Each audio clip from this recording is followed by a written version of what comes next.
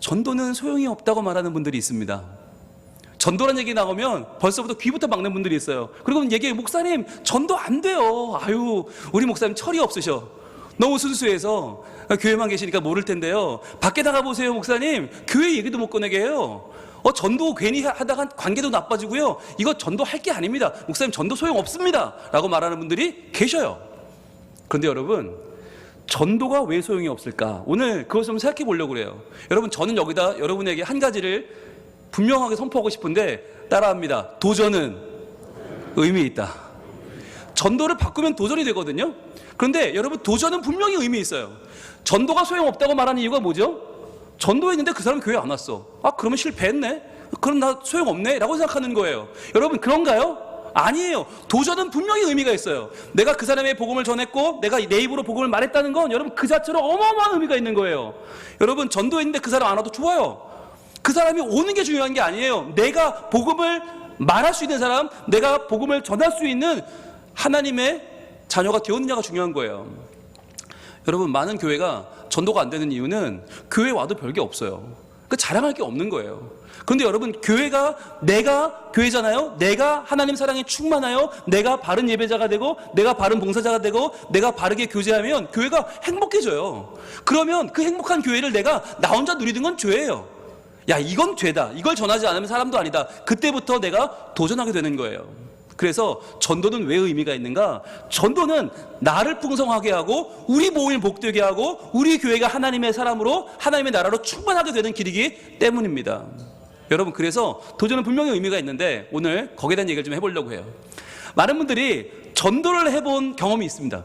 해보긴 해봤습니다. 그런데 뭐가 있을까요? 상처가 있어요. 어떤 상처? 첫 번째, 종교 얘기는요 꺼내지도 말래요. 우리 그냥 연예인 얘기하고 그냥 드라마 얘기하고 프로야구 얘기하면 되겠는데 낚시 얘기 차라리 합시다. 그런데 종교 얘기는 하지 맙시다. 이런 분들이 있다는 거예요. 또 어떤 분들은 야, 너희네 잘 믿어. 야, 교회나 똑바로 믿어. 누구한테 교회 나오래. 이런 얘기 듣고 상처받는 분들도 있어요. 야, 교회 때문에 야 뭐가 문제고 야, 너희네 잘 믿어. 또 어떤 분들은요, 시간 없어요. 귀찮아. 듣기 싫어요.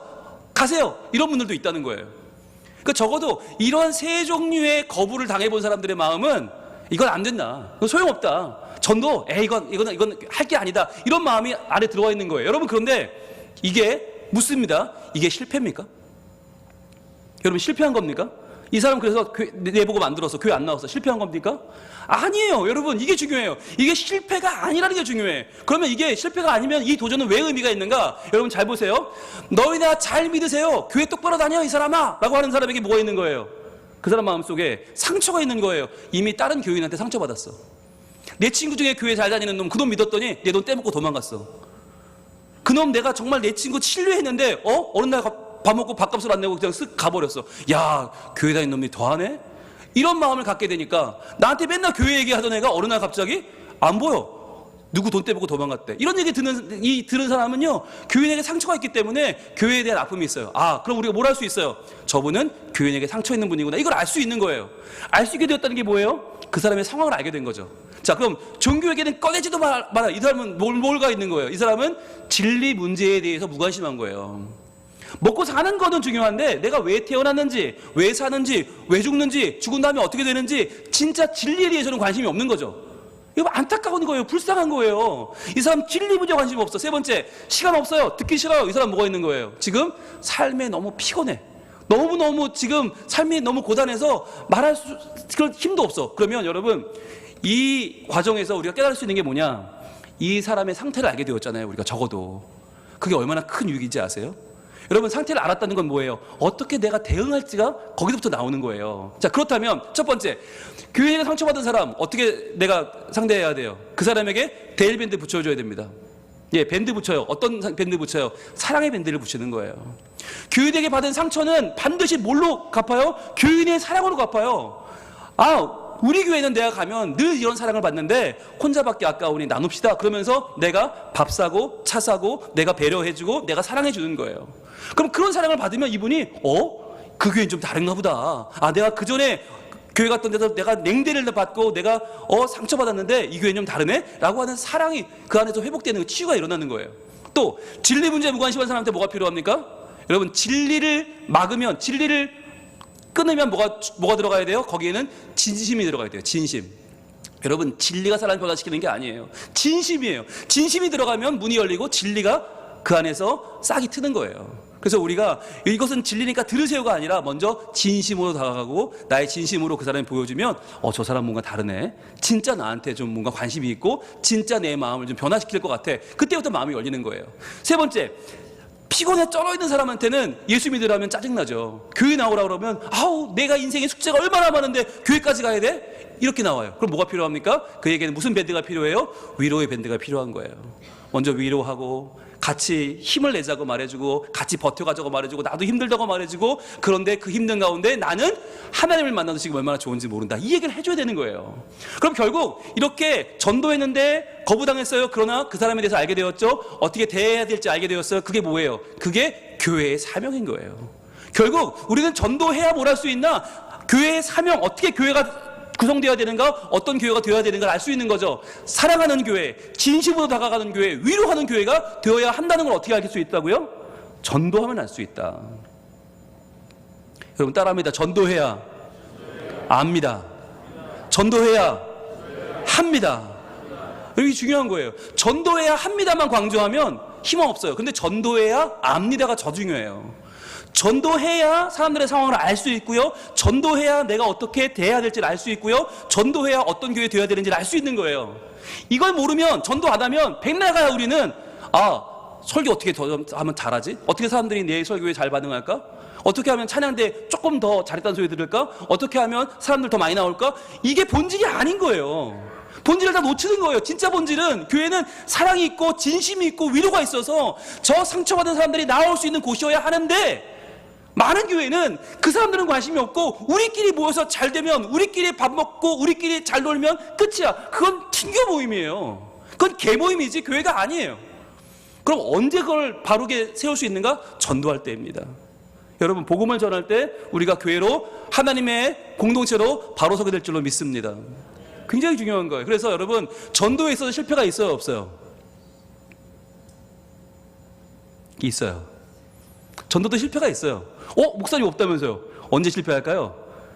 네, 전도는요 포기했을 때 실패합니다. 전도 포기하면 실패하는 겁니다. 그러나 포기하지 않으면 전도는 실패가 없어요.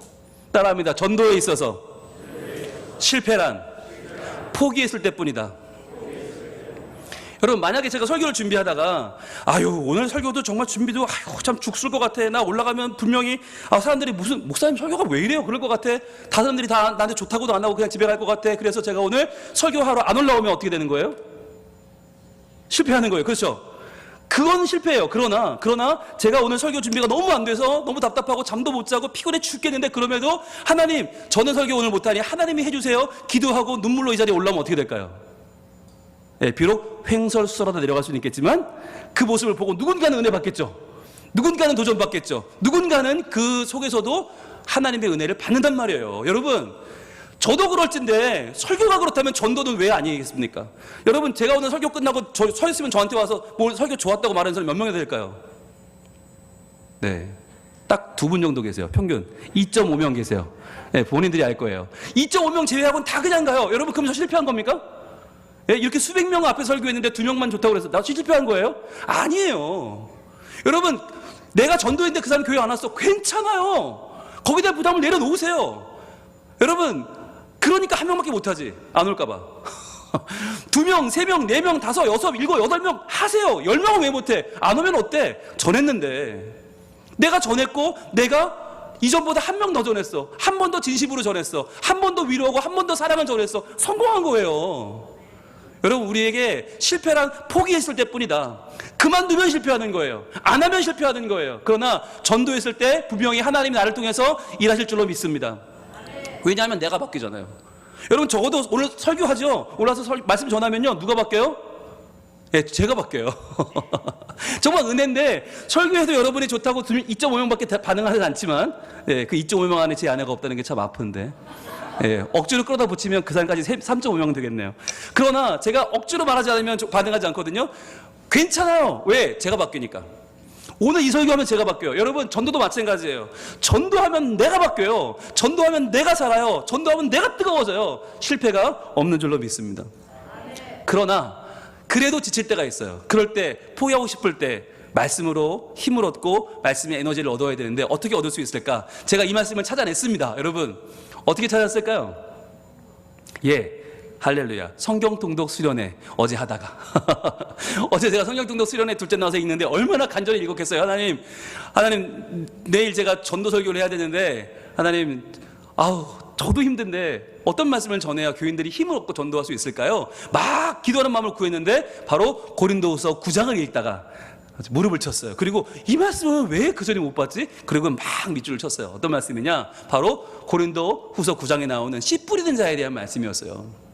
근데 씨 뿌리는 자가 있는데 이 씨가 읽으니까 읽으면 읽을수록 너무너무 곱씹어지고 하나님 정말 기가 막힌 분이다. 우리 같이 한번 읽어봅니다. 시작. 심는 자에게 씨와 먹을 양식을 주시는 이가 너희 심을 것을 주사 풍성하게 하시고 너희 의의 열매를 더하게 하시리니 아멘. 고린도후서 9장 10절이에요. 여러분 여기서 중요한 거 심는 자에게예요. 전도하는 자에게, 복음을 증거하는 자에게 복음의 씨앗을 안 심으면 아무 일도 벌어지지 않는다. 어제 충격받았어요. 심는 자에게라야 뭔 일이 벌어지는구나. 심는 자는 바로 전도자죠. 우리가 전도하면 반드시 변화가 일어나는데 이 변화는 내가 일으키는 게 아니에요. 누가? 씨와 먹을 양식을 주시는 이가 따로 있어요. 누구예요? 하나님이죠. 여러분 농부가 벼를 만들지 못해요. 농부가 밀과 보리를 만들지 못해요. 농부는 물 줄 뿐이고 밭을 갈 뿐이고 그 생명을 주시는 분은 하나님이죠. 그래서 씨와 먹을 양식을 주시는 하나님이 심는 자와 함께 역사하시는데 어떻게? 너희 심을 것을 주사 풍성하게 하시고. 여러분 심을 내용, 심을 에너지 우리 게 아니에요. 뭐예요? 하나님 거예요. 어떻게 주세요? 복음으로 주시고 은혜로 주신다. 그래서 우리가 전도할 내용, 그 심을 것을 하나님이 주시는데 풍성하게 하신다. 저 너무 감사한 거예요. 그렇구나. 복음도 은혜도 풍성하게 주시는데 결론이 뭐예요? 너희 의의 열매를 더하게 하시리니. 그렇구나. 의의 자녀가 되었는데 열매가 없어. 안타까워요. 그럴 때 하나님께 기도하고 하나님의 말씀으로 나아가면요 의의 열매를 맺게 되는데 그게 누구냐? 바로 태신자입니다. 정말 내가 마음에 품고 있는 내 남편, 내 아내, 내 아들, 내 딸, 우리 어머니, 우리 아버지, 우리 삼촌, 고모, 이웃, 아래층 아줌마, 세탁소 아저씨, 슈퍼 누나, 여러분 우리가 마음에 정말 안타까이 품고 있는 그분이 하나님의 의의 열매가 된다고 말씀하고 계십니다. 그래서 여러분 이 말씀을 다시 한번 읽을 때 이 전도자와 하나님이 같이 협력하여 복음과 은혜를 풍성하게 주어서 태신자가 주님 앞에 나오는 이 과정을 그려보면서 한번 읽어봅니다. 시작. 심는 자에게 씨와 먹을 양식을 주시는 이가 너희 심을 것을 주사 풍성하게 하시고 너희 의의 열매를 더하게 하시리니 아멘. 여러분 이러한 일이 우리 가운데 일어날 줄로 믿습니다. 일어났을까요? 안 일어났을까요? 우리 가운데 이미 일어났어요.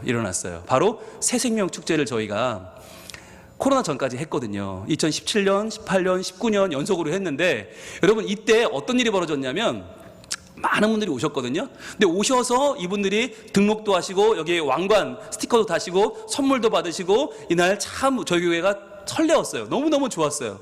자, 그런데 그날 누가 은혜 받았나? 우리가 다 은혜를 받았어요.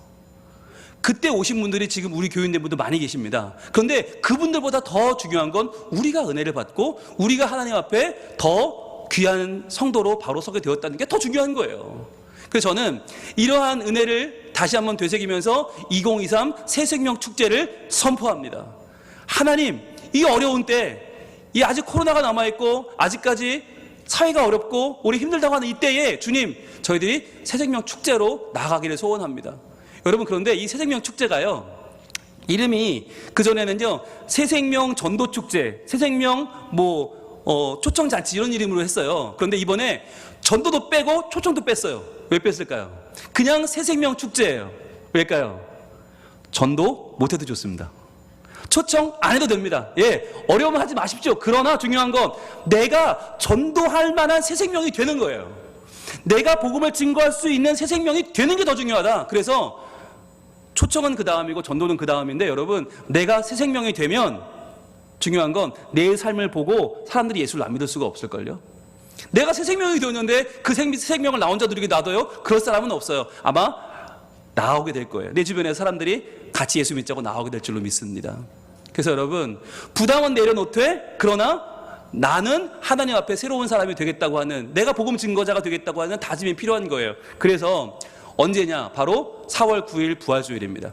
4월 9일 부활주일, 이날이 디데이입니다. 저희가 매년 부활주일에 했습니다. 왜? 예수님의 부활은 새 생명인데 그 새 생명은 바로 우리에게도 똑같이 필요하기 때문에. 그래서 그 부활주일에 복음의 열매를 함께 맺읍시다. 여러분, 이것은 사람을 데려오는 걸 수도 있지만 더 중요한 건 내가 복음의 열매가 되는 것입니다. 내가 새 생명입니다. 자, 기억하시고 우리가 선포할 텐데 오랜만에 해보겠습니다. 제가 앞에 거 외치면 여러분 뒤에 거 외치시는 거예요. 제가 2023 그럼 여러분은 새생명 축제, 제가 4월 9일 그럼 여러분은 부활주일에 제가 복음의 열매를 그럼 여러분 함께 맺읍시다 하는 겁니다.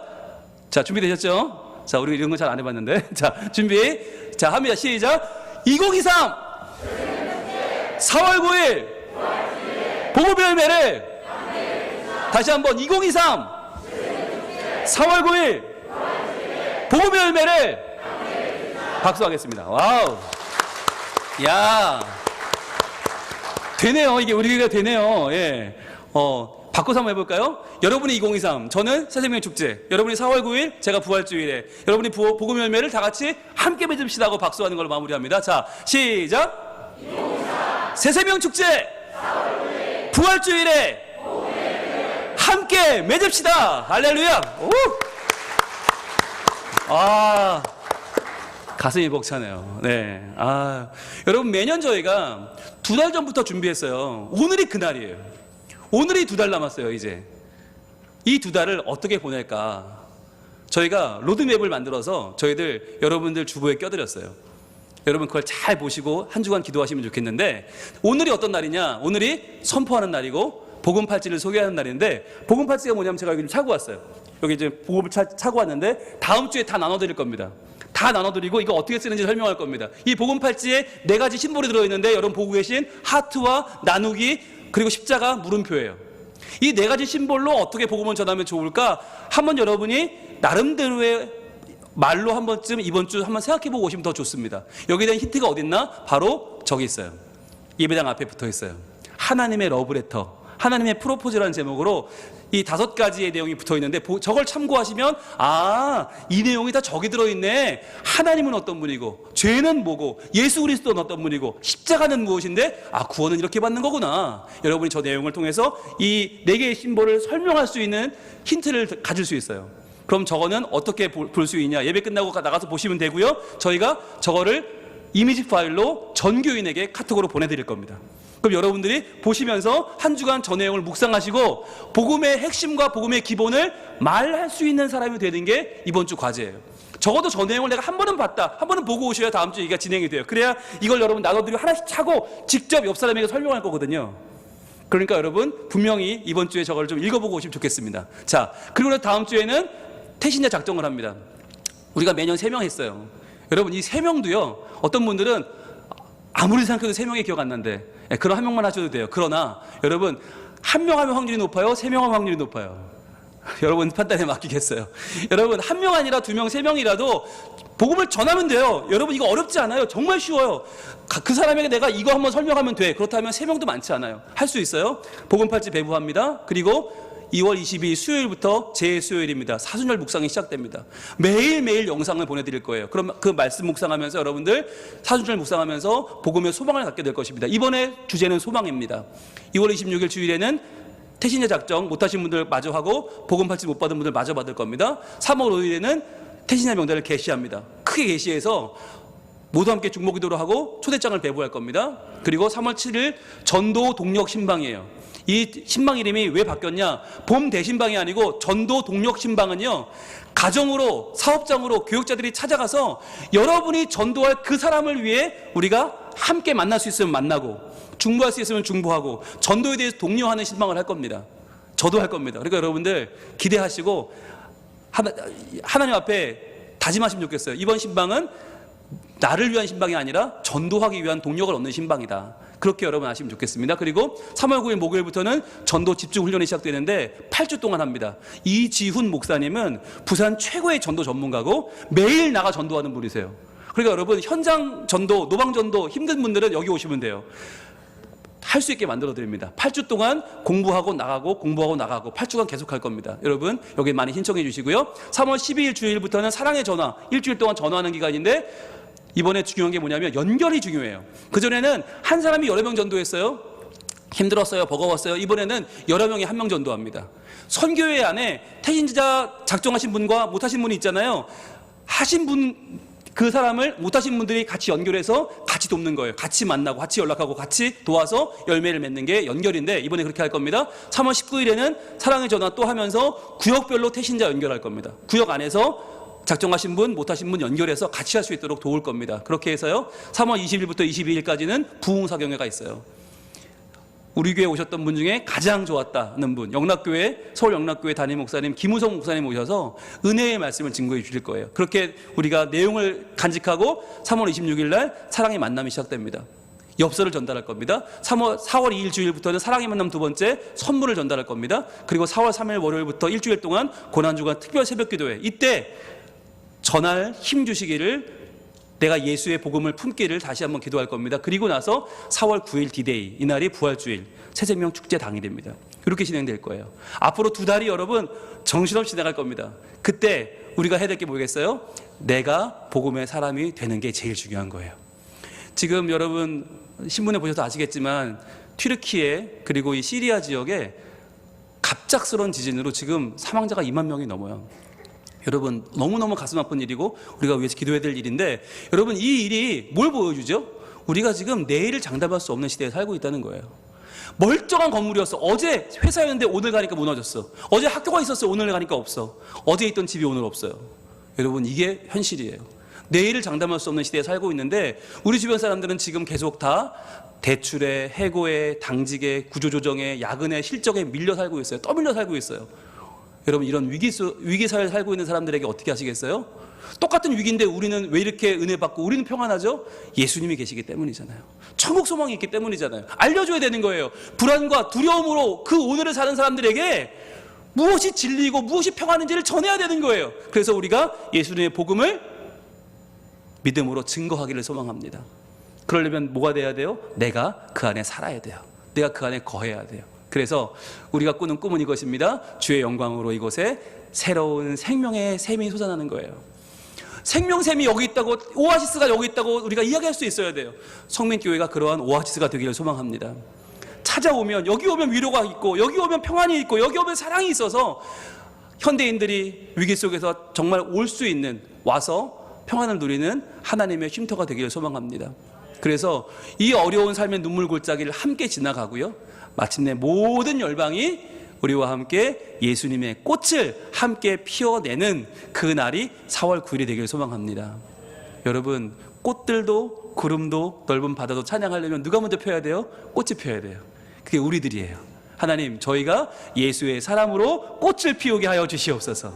예수의 꽃, 기쁨의 꽃, 평안의 꽃, 감사함의 꽃을 피워내서 내가 먼저 하나님의 귀한 천국의 모델이 되게 하시고, 내가 먼저 하나님의 충만한 예배자 되게 하시고, 내가 먼저 하나님의 복된 자녀가 되게 하셔서 주님, 이 꽃이 점점점 그 향기를 뿜어내서 바다도 바람도 산들도 함께 다 찬양하는 열방이 주님 앞에 나오는 역사가 있게 하여 주시옵소서. 이 시간에 우리 다짐하면서 같이 찬양하겠습니다.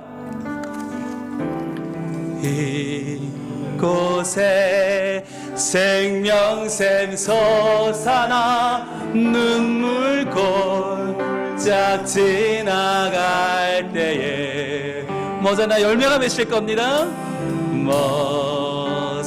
머자나 열매 맺히고 웃음소리 넘쳐나리라. 다시 한번 어디요? 이곳에요. 이곳에 생명샘 솟아나 눈물 골짝 지나갈 때에 머자나 열매가 맺힐 것입니다. 머자나 열매 맺히고 웃음소리 넘쳐나리라. 자, 나부터 우리부터 꽃들도 구름도 바람 찬양하라 찬양하라 예수를. 자, 하늘을 울리며 하늘을 울리며 노래해 나의 영혼아. 은혜의 주 은혜의 주 은혜의 주. 자, 시간 기도합니다. 하나님, 이번 2달 동안 제가 변화되게 하여 주옵소서. 제가 복음의 사람이 되게 하시고, 제가 하나님의 은혜로 꽃피는, 사랑으로 꽃피어나는 예수의 사람 되게 하여 주옵소서. 그리하여 이 사랑이 전파되고 증거되어서 내 아내, 내 남편, 내 자녀, 내 가족, 내 이웃, 내 친지가 나를 통해 하나님을 만나는 거룩한 열매가 되게 하여 주시옵소서. 주님, 나를 통하여 일하여 주시옵소서. 나와 함께 하여 주시옵소서. 기도하겠습니다. 아버지 하나님, 아버지 하나님, 2023 새새벽 잔치, 새새벽 축제가 이제 선포되었는데, 주님, 이 2달의 기간이 내가 변화되고 내가 충만해지고 내가 하나님 앞에 내 삶을 온전히 드리는 복 있는 시간 되기를 소원합니다. 아버지 하나님 도와 주시옵소서. 아버지 하나님 함께하여 주시옵소서. 아버지 하나님, 하나님의 사람으로 든든히 세워주시고 하나님의 은혜를 부어 주시옵소서. 꽃들도 구름도 바람도 넓은 바다 찬양하라 찬양하라 찬양하라 예수를. 주여 하늘을 울리며 노래해 나의 영혼아. 은혜의 주 은혜의 주. 꽃들도 구름도 바다도 꽃들도 구름도 바람도 넓은 찬양하라 찬양하라 찬양하라 예수를. 하늘을 울리는 그 소리, 하늘을 울리며 노래해 나의 영혼아. 은혜의 주 은혜의 주 은혜의 주. 오 하나님, 저에게는 전도했다가 날카로운 소리를 들었던 아픔과 상처가 있습니다. 그래서 전도는 다 소용없어 라고 하는 내 속에 기쁜 한마디를 품고 삽니다. 그러나 주님, 도전은 분명히 의미가 있는 줄로 믿습니다. 그 사람의 교회 오는 것보다 더 중요한 건 내가 변화되는 것일텐데, 예수는 내가 믿었고 성령도 내게 임했으니 권능도 내게 임할 텐데, 하나님, 내가 변화되지 않으면서 전도는 소용없다고 말하는 저희가 아니라 이제는 사랑과 진심과 위로로 온전한 교회가 되고 온전한 복음을 전해서 이 2달의 기간 동안 내가 새 생명 되는 변화를 허락하여 주시옵소서. 그리하여 내가 꽃을 피워 열매 맺는 한 생명이 예수 믿고 변화되는 거룩한 2023 새 생명 축제가 되게 하여 주시옵소서. 예수님 이름으로 기도합니다. 아멘.